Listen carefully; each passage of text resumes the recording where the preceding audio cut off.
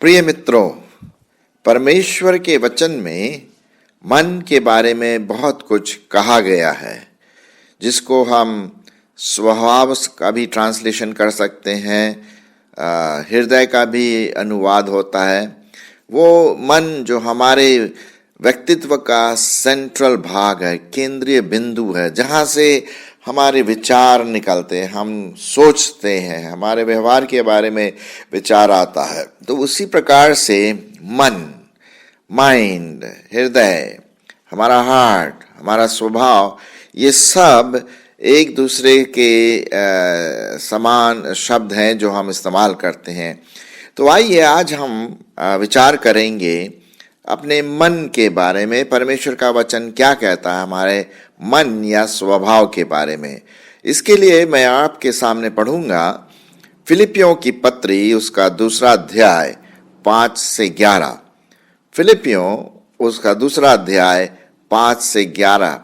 और इससे पहले कि मैं पढ़ूं, मैं ये बताना मांगता हूं कि परमेश्वर चाहता है कि हमारा जो मन है वो प्रभु यीशु मसीह के समान हो, हमारा जो स्वभाव है वो प्रभु यीशु मसीह के समान हो। आइए हम पढ़ेंगे फिलिपियों उसका 2 अध्याय 5 से 11। जैसा मसीह यीशु का स्वभाव था वैसा ही तुम्हारा भी स्वभाव हो, जिसने परमेश्वर के स्वरूप में होकर भी परमेश्वर के तुल्य होने को अपने वश में रखने की वस्तु न समझा, वरन अपने आप को ऐसा शून्य कर दिया और दास का रूप धारण किया और मनुष्य की समानता में हो गया, और मनुष्य के रूप में प्रकट होकर अपने आप को दीन किया, यहाँ तक आज्ञाकारी रहा कि मृत्यु, हाँ क्रूस की मृत्यु भी सह ली। इस कारण परमेश्वर ने उसको अति महान भी किया और उसको वह नाम दिया जो सब नामों में श्रेष्ठ है, कि जो स्वर्ग में और पृथ्वी पर और जो पृथ्वी के नीचे है वे सब यीशु के नाम पर घुटना टेकें, और परमेश्वर पिता की महिमा के लिए हर एक जीभ अंगीकार कर ले कि यीशु मसीह ही प्रभु है। तो यहाँ पर हम देखते हैं कि परमेश्वर का वचन बहुत साफ रीति से कहता है कि हमारा मन किस प्रकार का होना चाहिए, हमारा स्वभाव किस प्रकार का होना चाहिए। तो यहाँ पर हम देखते हैं, मैं आपके सामने पढ़ूंगा। पहली बात कि आपका और मेरा मन बिल्कुल प्रभु यीशु मसीह के समान होना है, जैसा मसीह यीशु का मन था। Let the mind of Christ dwell in you, English में लिखा हुआ है। जैसा मसीह यीशु का मन था, जैसा यीशु मसीह का स्वभाव था, जैसे उसकी सोचने की मानसिकता प्रवृत्ति थी, वैसा ही तुम्हारा भी स्वभाव हो। हम जो अपने आप को विश्वासी कहते हैं, परमेश्वर का वचन कहता है कि हमारा भी वैसा स्वभाव हो। और ये स्वभाव, पहली बात, बलिदान वाला स्वभाव हो, अपने आप को न्यौछावर कर देने वाला स्वभाव हो, पूरा व्यक्तित्व को प्रभु यीशु मसीह के सामने समर्पण करने का स्वभाव हो। यहाँ लिखा हुआ है 8 का 2 भाग, और मनुष्य के रूप में प्रकट होकर अपने आप को दीन किया, विनम्र किया, और यहाँ तक आज्ञाकारी रहा कि मृत्यु, हाँ क्रूस की मृत्यु भी सह ली। यह है प्रभु यीशु मसीह का स्वभाव। अगर मुझे और आपको प्रभु यीशु मसीह का स्वभाव या मन रखना है तो हमें एक बलिदान वाला मन रखना। ये बहुत ज़रूरी है कि हमारे मन में अपने शरीरों को परमेश्वर के लिए बलिदान चढ़ा दें। बलिदान का मतलब शारीरिक रूप से नहीं, लेकिन आत्मिक रूप से। और इस मन में हमारे शारीरिक रूप से जो हम चढ़ाएंगे वो हम पढ़ते हैं रोमियो उसका 12वां अध्याय और पहले 2 पद मैं आपके लिए पढ़ूंगा। रोमियो उसका 12वां अध्याय और पहले 2 पद। यहाँ पर इस प्रकार से लिखा हुआ है, हे भाइयों, इसलिए हे भाइयों, मैं तुमसे परमेश्वर की दया स्मरण दिलाकर विनती करता हूँ कि अपने शरीरों को जीवित और पवित्र और परमेश्वर को भावता हुआ बलिदान करके चढ़ाओ, और यही तुम्हारी आत्मिक सेवा है।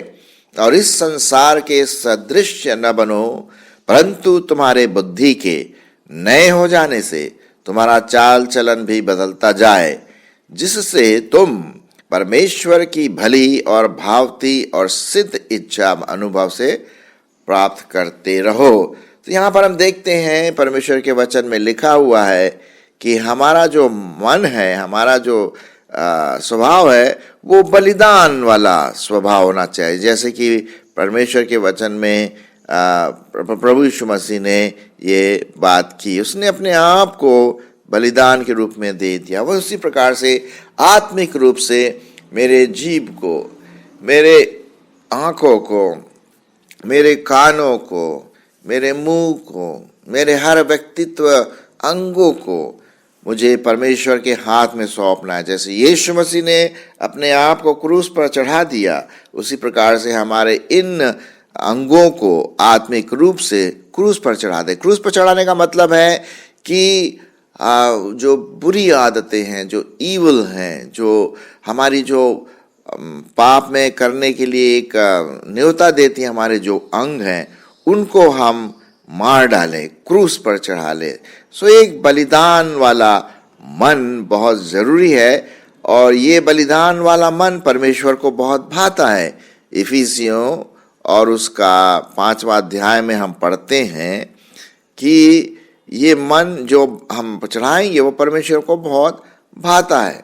लिखा हुआ है, और इफिसियों 5:2, और प्रेम में चलो जैसे मसीह ने भी तुमसे प्रेम किया और हमारे लिए अपने आप को सुखदायक सुगंध के लिए परमेश्वर के आगे भेंट करके बलिदान कर दिया। तो जब हम अपने जीवन को परमेश्वर के सामने चढ़ाते हैं, अपने मानसिकता को बदलते हैं, लिखा हुआ है कि क्रूस पर उसको चढ़ाना है। हमारी इच्छाओं को, हमारी चाहत को, जो टेम्पटेशन की लालसा हमारे जीवन में आती है, उसको हमें चढ़ाना है। लिखा हुआ है, अगर तुम क्रूस उठाकर मेरे पीछे नहीं हो लेते तो मेरे योग्य नहीं है, मेरे योग्य नहीं बन सकते हैं। तो इसीलिए आपको और मुझको वो बलिदान वाला मन बहुत ज़रूरी है। और इसमें क्या है कि परमेश्वर ने एक नमूना छोड़ दिया, एक आदर्श छोड़ दिया, कि उसने ये नहीं कहा कि मेरे समान तुम्हारा मन हो, उसने एक्चुअली कर करके दिखाया है कि अपने आप का बलिदान उस क्रूस पर किया। जैसा हम पढ़ते हैं कि परमेश्वर ने हमारे लिए एक नमूना छोड़ा कि हम उस पर चले और अपने शरीरों को जीवता बलिदान परमेश्वर के आगे चढ़ाए। ये बलिदान वाला मन बहुत ज़रूरी है जो परमेश्वर को भाता है। एक मन, एक चित्त, एक प्रेम, एक मनसा, ये सब बहुत ज़रूरी है। दूसरी बात हम देखते हैं, वापस हम चलेंगे उसी फिलिपियों की पत्री और उसका 2 अध्याय, और जो पद हमने पढ़ा आपके लिए, यहाँ पर फिर उसमें लिखा हुआ है, हमें न सिर्फ बलिदान वाला मन होना है, विनम्रता वाला मन भी होना है। हाँ, विनम्रता, दीनता वाला मन, जैसा प्रभु यीशु मसीह ने किया। हम पढ़ेंगे फिर से फिलिपियों उसका 2 अध्याय 6 और 7 पद। आप 3 पद भी पढ़ लेते हैं, फिर उसके बाद 6 और 7 भी पढ़ेंगे। 3 पद में क्या लिखा है? विरोध या झूठी बड़ाई के लिए कुछ न करो, विरोध या झूठी बड़ाई के लिए कुछ न करो, पर दीनता से, विनम्रता से एक दूसरे को अपने से अच्छा समझो। साहब, ये है प्रभु यीशु मसीह का मन, प्रभु यीशु मसीह का स्वभाव। और उसके साथ साथ मैं पढ़ूंगा आपके सामने 6 पद और 7 पद का पहला भाग, 7 पद और 8 पद का पहला भाग।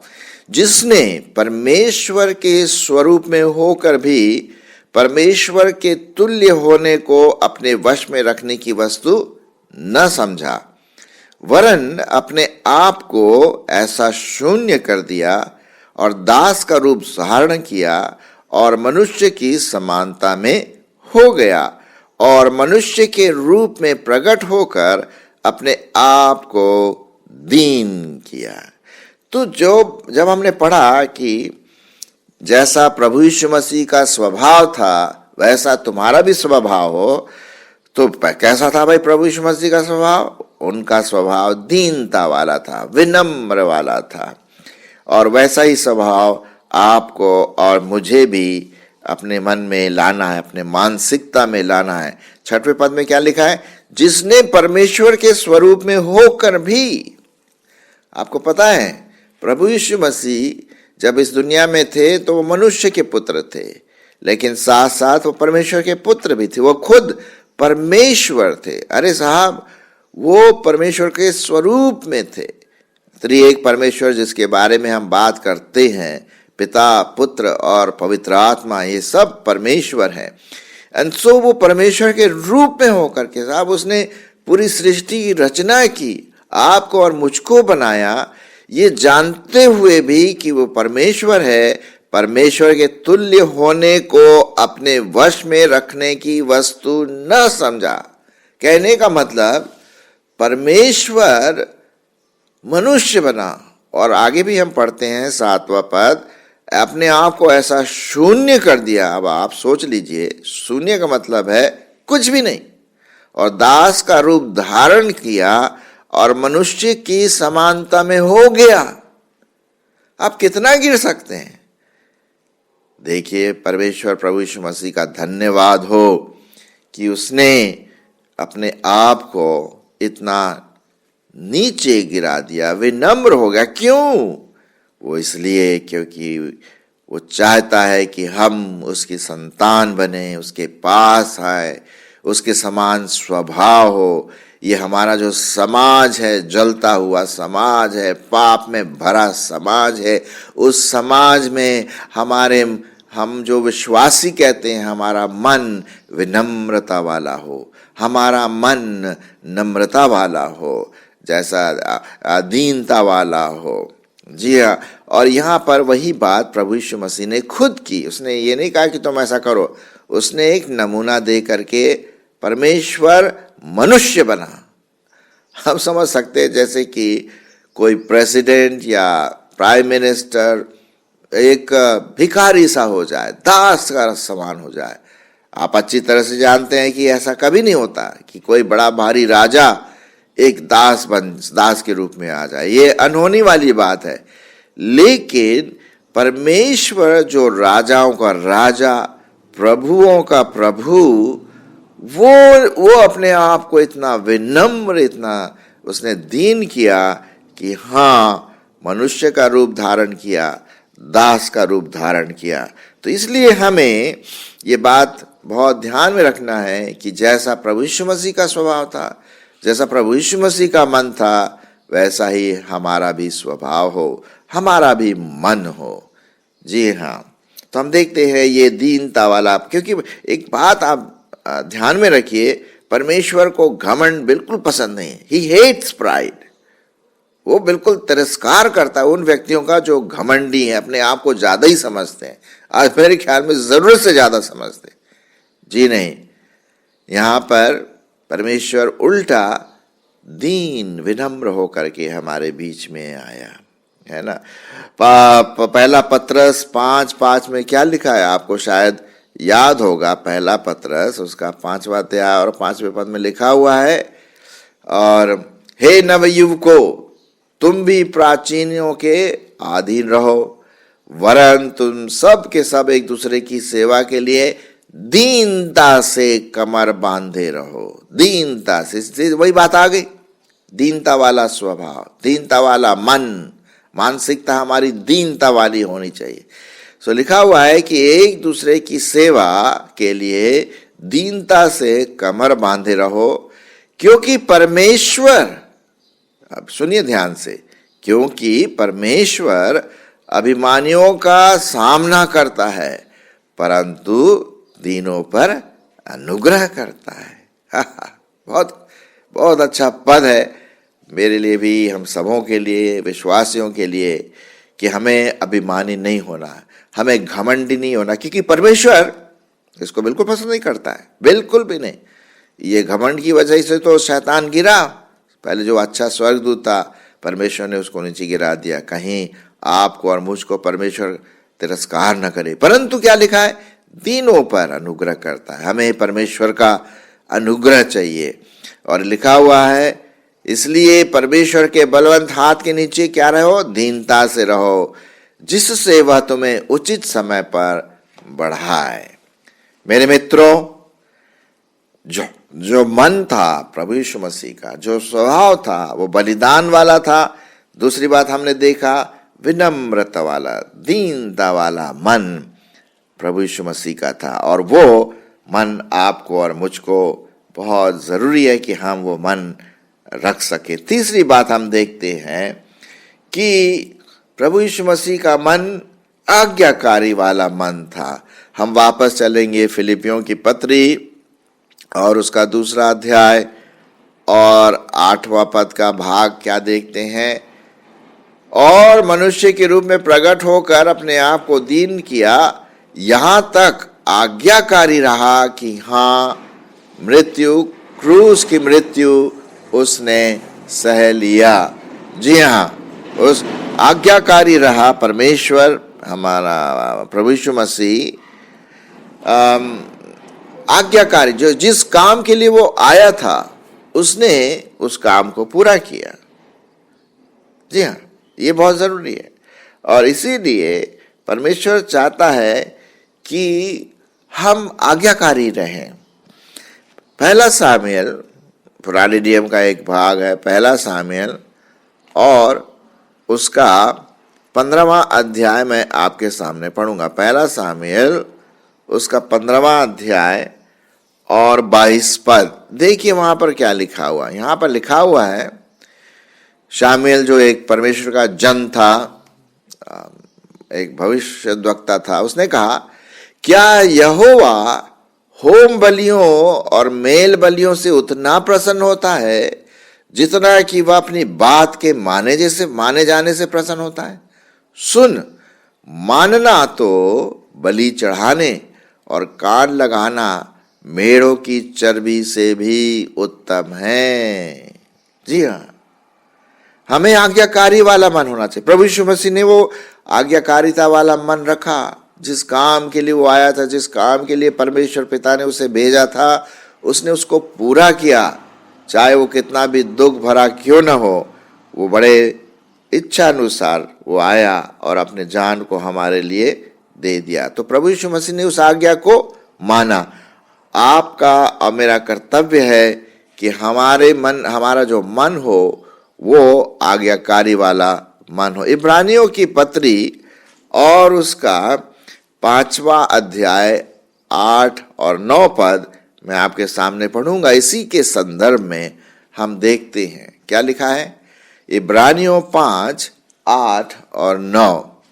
और पुत्र होने पर भी उसने दुख उठा कर आज्ञा मानना सीखा और सिद्ध बनकर अपने सब आज्ञा मानने वालों के लिए सदाकाल के उद्धार का कारण हो गया। जी हाँ, यीशु मसीह ने अपने पिता परमेश्वर की पूरी 100% आज्ञा मानी और वो आज्ञाकारी रहा। तो जैसा लिखा है कि जैसा प्रभु यीशु मसीह का स्वभाव था, जैसा प्रभु यीशु मसीह का मन था, वैसा ही तुम्हारा भी स्वभाव हो। सो पहली बात, बलिदान वाला मन। दूसरी बात, विनम्रता वाला मन। तीसरी बात हम देखते हैं, आज्ञाकारिता वाला मन, जो परमेश्वर हमसे चाहता है, जैसा प्रभु यीशु मसीह ने किया। अच्छा, इसका परिणाम क्या हुआ? जब हम इस प्रकार का मन रखते हैं तो इसका परिणाम क्या होता है? परिणाम हम देखेंगे। यहां पर लिखा हुआ है फिलिपियों, वापस हम फिलिपियों में जाएंगे। फिलिपियों 2 अध्याय और उसका 9 से 11। जब इस प्रकार का मन हम रखते हैं जैसा प्रभु यीशु मसीह का था, बलिदान वाला मन, दीनता वाला मन, आज्ञाकारिता वाला मन, तो 9 से 11 में पढ़ते हैं, इस कारण परमेश्वर ने उसको अति महान भी किया और उसको वह नाम दिया जो सब नामों में श्रेष्ठ है, कि जो स्वर्ग में और पृथ्वी पर और जो पृथ्वी के नीचे है वे सब यीशु के नाम पर क्या करे, घुटना टेके और परमेश्वर पिता की महिमा के लिए हर एक जीव अंगीकार कर ले कि यीशु ही प्रभु मसीह है। जी हाँ, तो हम देखते हैं कि ये उसका परिणाम है। जब हम परमेश्वर के सामने अपने मन को लाते हैं, वो मानसिकता, बलिदान वाला मानसिकता, विनम्रता वाली मानसिकता, आज्ञाकारिता वाली मानसिकता, तो परमेश्वर हमें आशीष भी देता है और उसकी आशीष असीम आशीषों से वो हमें भरता है। तो मेरे मित्रों, आज सवेरे हमने देखा कि किस प्रकार का मन, किस प्रकार का स्वभाव हम अपने जीवन में रखें ताकि परमेश्वर हमारे जीवन से महिमा पा सके। आमीन।